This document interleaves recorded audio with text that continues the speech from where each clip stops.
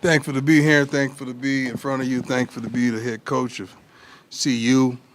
Uh, Wonderful win. We didn't attain it the way we desired, but a win is a win. You're going to have those type of games, those type of contests throughout the season. The best thing to do is to be resilient when you're not playing your best, to be resilient when your opponents are playing their butts off, and you're able to come back and win the football game in the manner that we did. So we're thankful, we're appreciative, but now it's on to the next chapter. We've announced a sellout for all the home games this season. First time in the history, we've sold out every home game in the season. ESPN announced 9.3 million viewers, most watched late game ever. Fourth best regular season game in the last 6 years. ESPN fifth most watched game ever. Most streamed game of all time. Peaked at 11.1 million viewers from 9 to 9:15 Mountain Time. CSU had 25.3 million viewers through 3 weeks. This means a lot of eyeballs. We're the fourth team in FBS history to start 3-0 after being defeated in 11 games. I just hate that we're losing. I'm sorry. Being defeated in 11 games. Yeah, the last team to do it was Minnesota in 2008. Up under Tim Brewster. Amen. Blah, blah, blah. The rest is about Shador. We forced 4 turnovers for the second straight game, the first time this happened in back-to-back games in 20 years. This is incredible. Our kids are getting eyeballs, they're getting viewers. We get scouts out every day to watch them do what they're gifted to do. They're excelling in the classroom. The things I hear about them when they're amongst the community, they're very respectful. So not only do I want to and I desire to win on the field, but I desire to win off the field as well. And I think we're winning. Let's go. Hey, Coach. Brian Howell from what's the going on, Camera. boss? Well, I have a two-part question, if I could. First, how's Travis doing? Travis is doing great. Got out of the hospital yesterday. He's at home, doing his schoolwork, playing video games, being Travis. Wonderful man. He can't wait to get back to continue to do what he's capable of doing. And then the second part is with him out, at least this week, what is the plan at corner? Like, is Cormani ready yet? No. The plan at corner is corner by committee. That's why we practice. We're going to see who steps up and takes over that role. What's holding Cormani back at this point? He is. He is. Hey, Coach Mick Miller, Fox 31. I'm assuming with Travis being out and this being a team, your first game in conference, you're going to need as many leaders and dogs on the field as possible. What are you looking for in players to be able to have that on their jersey and in preparation for this game? We're looking for the next man up. We're looking for someone else to step up and take control of this. I mean, Travis J had a great practice today. He still got a little limp slightly, but competed his butt off today. And we have talent. We just got to get the talent to be talented and to do what they're capable of doing. But it's no one in the country could fill Travis Hunter's shoes. You got to understand he's a unique player. He's one of a kind. He's the best player on offense, the best player on defense. That's just who he is in the country, not just on his team. So having guys step up, they just got to step up and do the job that we're asking them to do. Hi, Coach. Adam Munster, Tiger 24/7 Sports. One of the stars late in the game on Saturday was at a different position in the spring. When did you identify Mikey Harrison as a guy that could help this football team?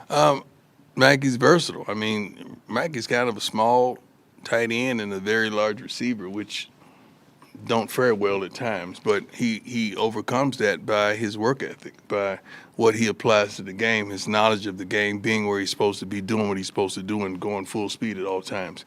And practice is where you build a trust with your quarterback. So just being here in the time that he's been here and being able to be on the field and work with Shador, that has created a level of trust that he is found to be dependable in certain situations. And that's what he was. Hey, Coach, Pat Graham, Associated Press. Really quick, just a clarification. With the lacerated liver with Travis, does it change the timetable at all for his return? No, sir. And then my question is, when you look at Shiloh and what he does back there as a defensive back, do you see some signs, some look of yourself, or is he just a completely different player? I never compare my kids to me. That's not fair as a father, and a lot of fathers do that. They want their kids to walk in their footsteps and live their life. My kids and I, our deal we made when they were young lads, just getting into sports is you don't have to be me. Be the best you that you can be, and give me your best. That's our deal. So that's who Shiloh is. Shiloh is a bona fide leader. He's a dog back there. He plays hard, plays tough. He's a physical kid, and he loves the game of football, and he loves playing for Coach Kelly. He really does. Yeah. Hey, Coach. Nick Rothschild, Denver 7. You just read all those TV numbers, and you've said from the very beginning this isn't shocking to you because it's what you expected. Right. But what has been the reaction in the building to sort of the speed at which all the eyeballs have gotten here? I don't know. I mean, I'm kind of immune to that kind of stuff. I'm so focused and locked in on what we do from day to day, week to week. But I'm happy that I see that our different athletics are benefiting. I want to see the girls' basketball team hosting visits and bringing the girls to our games and bringing them to me so I can meet them and we could close, as well as the boys, as well as other sports as well. This is a great time to bring people up for a visit so they can see the true atmosphere of what we possess and what we bring. And CU Athletics is we're rolling right now. We want to keep it going, but we want to help one another. Hi, Coach. Ariel Rossuto, 9 News. How you doing? Very well, thank you. So obviously this last game was a lot about resilience, winning in a very different way. Yes. How does that then translate into a very tough test against Oregon this week? Well, we're not trying to just be resilient. We don't want to get to that point where we have to be resilient. We want to get out to a great start. We have not played a complete game. We have not played a game where the offense, defense, as well as special teams has all shown up in the same manner.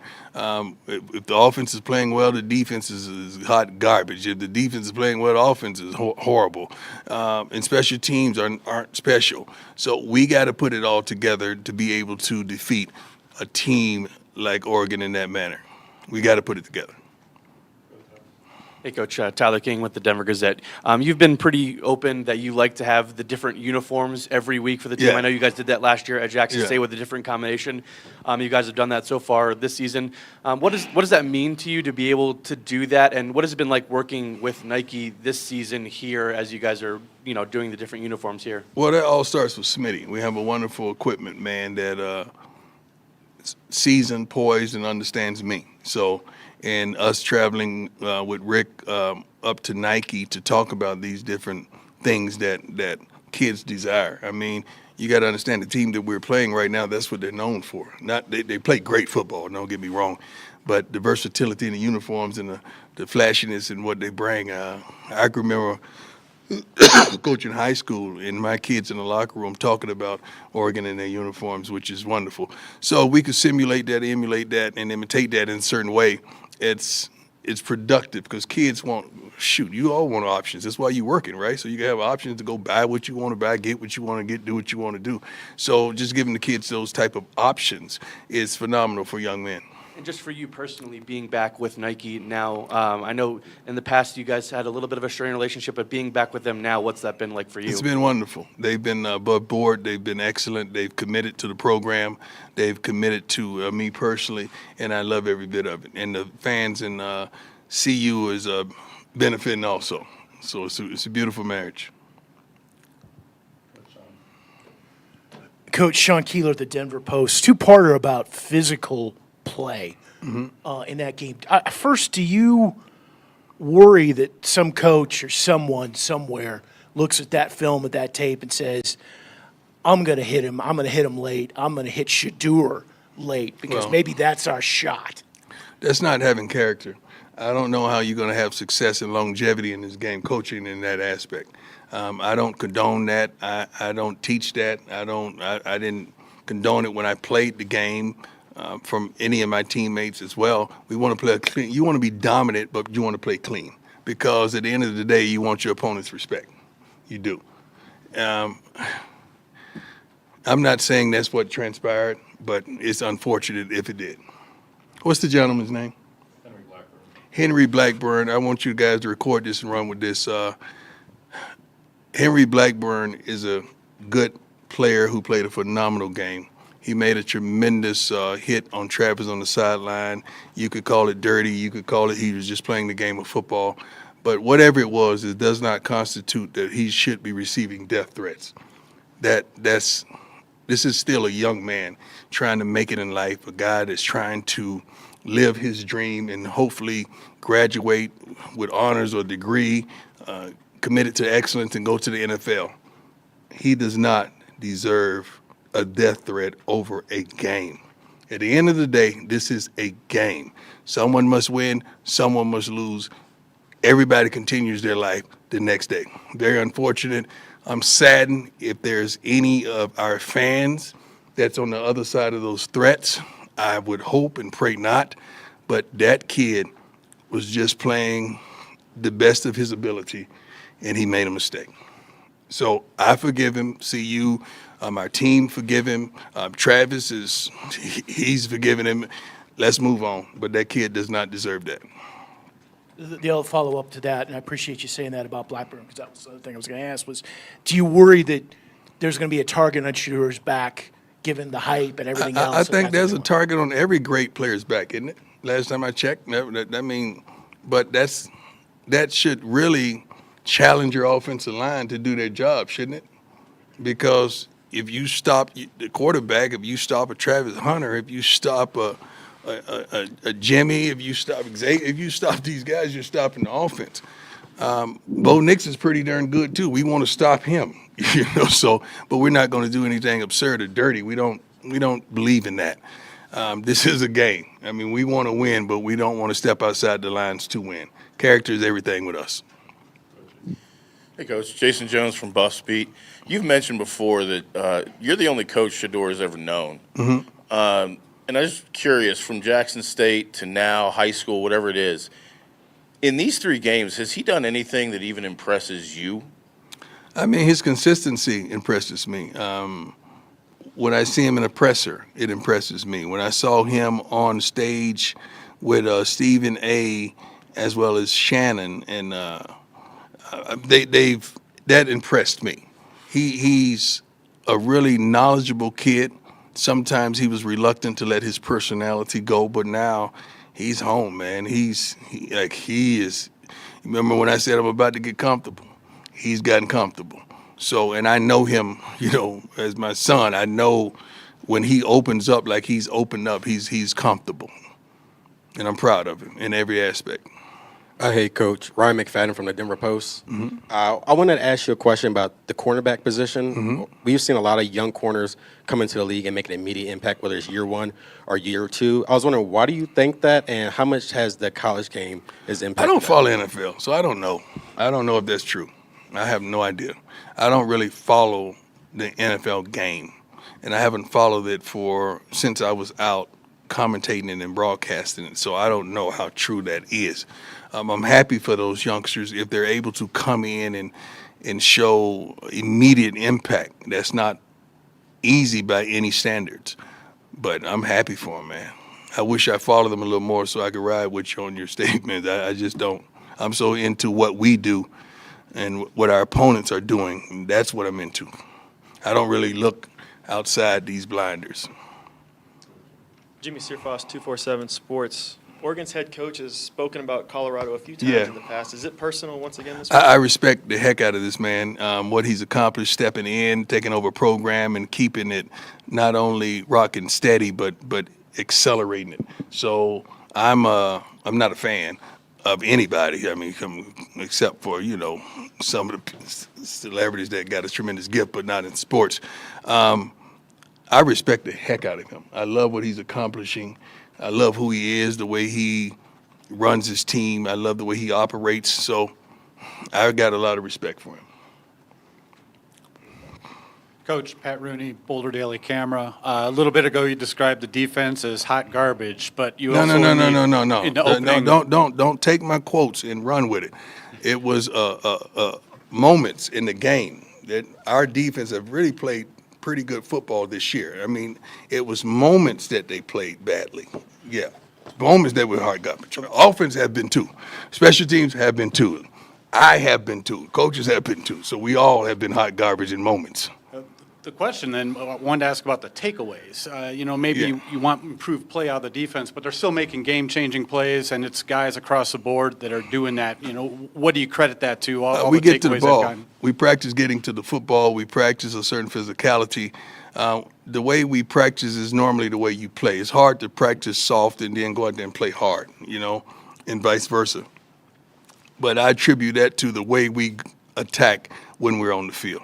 When we're not playing well, that's one guy blowing a coverage, one guy not carrying the receiver, in the seam, one guy not being in his zone to carry that crossing route. It's always one guy just doing his own thing instead of having a unity of 11. That's what makes us hot garbage. One guy. Coach, we talked about the slower starts the last couple of weeks. Yes, sir. I was just wondering, do you believe any of that is attributed to balance of the offense, run versus pass? No. And in that vein, No. do you expect Alton McCaskill back this weekend? We took off his yellow shirt today, so he's practicing. He's able to be hit. He's ready. I feel like he's ready. I don't care what the ratio is run pass. I really don't. I care what the ratio is on the scoreboard. That's what I care about. I don't give a darn what run pass. I just meant more in relation to the slow starts. You were saying after the game that you couldn't figure it out. I don't like us to run the ball just for the sake of running the ball. It's a 2-yard loss or a 1-yard gain. I don't believe in that. Everything you do in life should have a purpose. Let's be purposeful when we do things, not just do it just to do it. Last one, go ahead, Ryan. Hey, Coach, Ryan Koenigsberg from DNVR. You generally have a pretty aggressive approach when it comes to fourth downs and stuff like Yeah. that. Just curious where that philosophy came from, and if you like to coach those moments from your gut or, I lean don't on believe something in else. gut. Believe in it's what your team is doing, what your team is showing you. I'm aggressive because I'm aggressive by nature. I'm a go-getter. I'm a doer. I'm an attacker. Like, I don't sit back and wait on nothing to happen. I'm going to go make it happen. One thing that I think, I haven't gotten this question yet, and I can't believe it, is that overtime, we wanted the ball. Why y'all ain't asking me about that? Why did I want the ball? I wanted the offense out there. Why? You go, girl. You go, girl. I want to put the darn ball in Shador's hand. Why? Because I know what he's going to do, and it's going to put pressure on them to do something that they're not prepared to do consistently. That's why. Shallow say, Daddy, and he called me Dad. I'm like, I'm not your dad. I'm your coach right now. He said, you putting the defense out there first? I said, no. Your brother's going to take this, and he's going to do what he does. That was really the conversation. Did you expect it to flip back the other way in overtime? What you mean? Where after the first overtime, I felt like previously it would go the reverse. So Yeah, we thought, but they told us no. They I don't know where it came from. We chose offense. Yeah, we chose offense. Defense, and they got to choose defense first. Yeah. So I was gonna put Shador out there and let him do what he's capable of doing, and it all worked out. But we're gonna oftentimes take the aggressive approach. We're gonna take the aggressive approach and put pressure on people, and not allow the pressure placed on us. All right, thanks. Thank you. God bless. Make sure. Let's pray for that kid, man. That's absurd for people to be threatening him. I don't mind getting death threats. I get them every week, but a kid, it's not good.